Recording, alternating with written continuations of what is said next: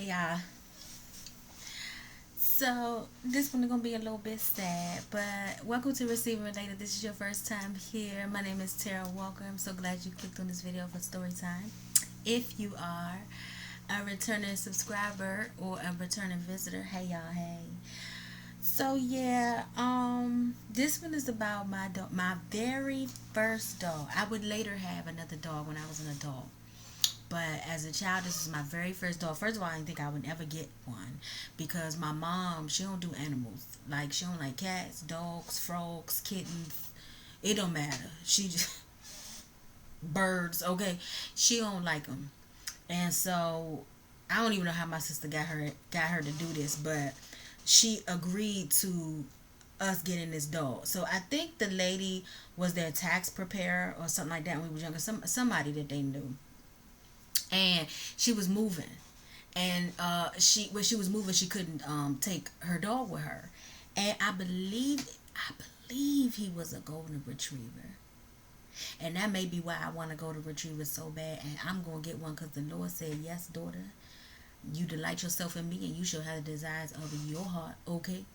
And so when my husband and I get our new home that we buy together, we will be getting my dog. He wants a dog too. I think he said he wanted a king. I think it's called a king corso. I think that's what it's called. And my bonus daughter wants a German Shepherd. Child, it's gonna be Animal House in there. Lord have mercy. But anyway, we love dogs. We are dog lovers, and I always have been. So, like I said, it was like I was so excited that this dog came into our life, even though he was only there for like 2 weeks, child. But let me tell you what happened. So what had happened was,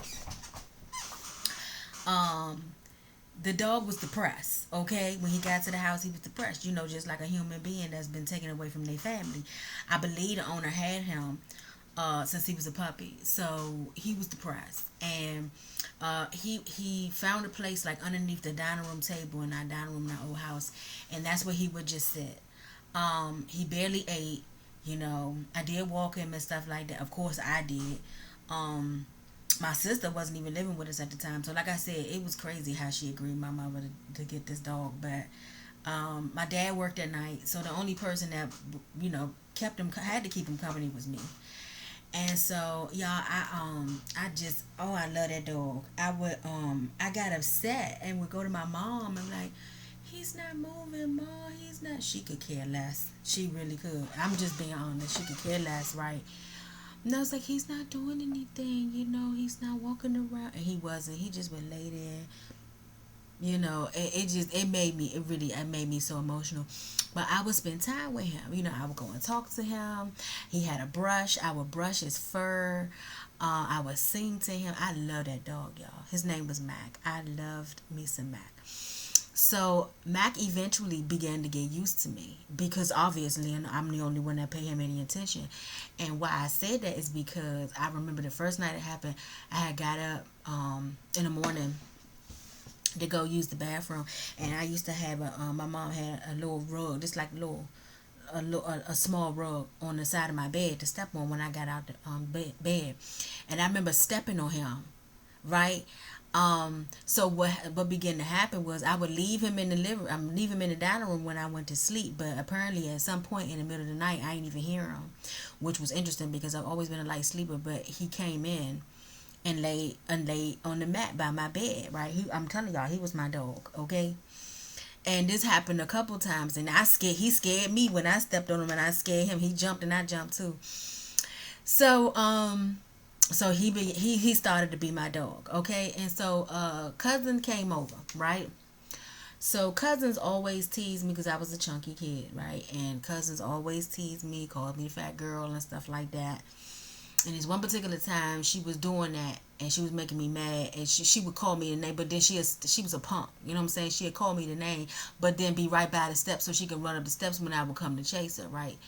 And she did this several times. I'm telling y'all, dogs are very smart. They're very intuitive.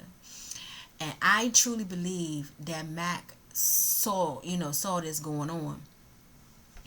And in his little dog brain, he remembered. Okay? Because the next time she came over my house, what happened was, this time she wasn't teasing me. Nothing like that. My mom or somebody upstairs called us to come upstairs and eat. So, as kids, you know what I'm saying, you always run up and down the steps. We don't start slowing down and walking until we get adults. You know what I'm saying? Well, at least I didn't. I always ran up and down the steps. And so we ran up the steps. I ran up first and she ran up behind me and he bit her. Now it was just a little nick. He ain't bite the flesh off her skin. It was just it was small. It wasn't big at all. I don't even think she cried. But I believe it was because he thought she was chasing. He thought I was in trouble, and he bit her because he thought she was chasing after me. And so I told y'all he was my dog. But it would be shortly after that. I really think that's when they got rid of him. I came home from school ready to play with my dog, and my dog was not there. And I was like, "Where's Matt?" And y'all, they gave me this lame story. I think they gave me something like my father and my mother said something about either he ran away. He ran away, or they gave him to like a farm or something. It was whack. It was really, really. It was. I could tell it was a lie, right? But because I knew my mother ain't like dogs anyway, I knew it was no. I was like, well, what? Like I was in my feelings. I was like, what you mean? Go get him back. Like, what you mean? Why you give me? And then why you do it when I wasn't home? You know what I'm saying? That type thing. But I knew as a child I wasn't gonna win. I wasn't gonna win. Well, I was depressed. Now I became depressed. I was sad because I didn't even get the chance to have him that long. But the time that I had him, he became my dog. He became my best friend. And because of the things that I had been going through up until that age, I was, like I said, I was how old was I? I didn't say how old I was. I know I was I don't think I had made it to middle school yet. I don't think I was made it to junior high school yet. And so he was like my best friend. I ain't had no friends. I ain't had no real friends or whatever like that. And I had finally got him to start coming around and stuff like that. And then they got rid of my dog, y'all. I'm still sad to this day. Now I eventually got another dog as an adult. A person that used to be my friend at the time, she was giving her away. It was a girl. Her name was Courtney, and she was a corgi. She was so cute. She looked like she was my dog too. She was short and chunky, because that's how corgis, they don't get that big. And so sweet and so smart. She only barked when she heard the door. When she heard somebody knock at the door, that was the only time she barked. You tell her go sit down somewhere, and then she sit down and she quiet for the rest of the night. She was very friendly. The neighborhood knew my name before they knew my name, because my ex-boyfriend at the time, when he would come over on the weekends, he got to work before me, so he would be able to go home and get her and walk her. And he told me that people would ask her name and stuff like that. So then when I had her during the weekend, I walked her. People would be, like I said, they would be like, "Hey, Courtney." I'd be like, "Who is you?" Men and women, everybody in the whole neighborhood knew Courtney. But she really was sweet, and I had to give her away because I moved and the place didn't take pets, so I ended up giving her away to a lady who has now passed away now too. But then she had to give her away too. She told me she gave her to she did give her to a big farm, and they had all types of animals, and that made me so happy because Courtney was just such a sweet dog. She was so sweet. So I can't wait to get my dog in, and I will be getting a puppy because I want to raise them, and I would prefer a male because I ain't trying to change nobody's nothing. Okay, when they come on their time of the month, okay.